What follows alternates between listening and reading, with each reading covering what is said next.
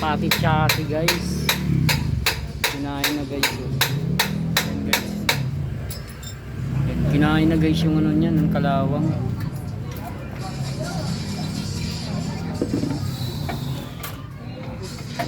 Cutting mo na yan, Freddy.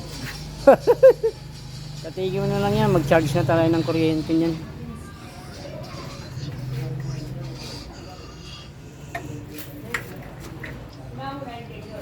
Cutting mo na yan. Tabasin mo na yan dito.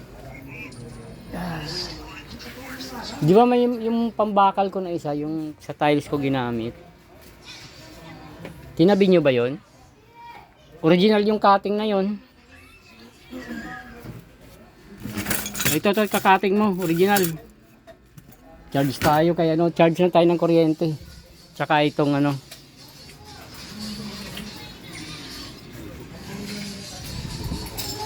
Charge lang tayo ng kuryente tsaka sa pangkating. Kita naman yung ano, wala tayong pyesa eh. Di pang ano yan, pang bakal yan, pati tiles yan.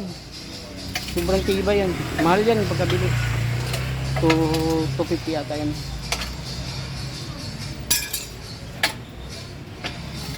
Yung ano niya, alam na rin papalit natin dyan, dalawang alam, pagdugtungin mo na lang. Kasi sobrang ano na yun, sobrang kalawang niya. Axle niya, papalitan natin yung axle niya.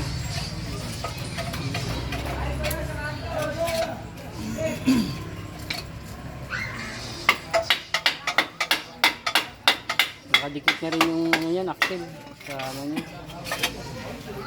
Guys, kinalawag siyang, sobra na yung kinalawag yung guys eh. Yung chassis niya kinain na rin guys. Ilan taon ang motor mo? Sabi yata ito 7? 17 model eh. 24, 8 na, magwawalo.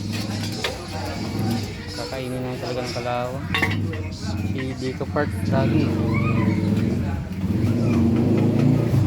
Ayun na guys. Ayun na guys.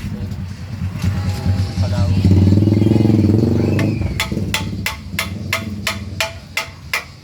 Bakit kinain talaga ng kalawang.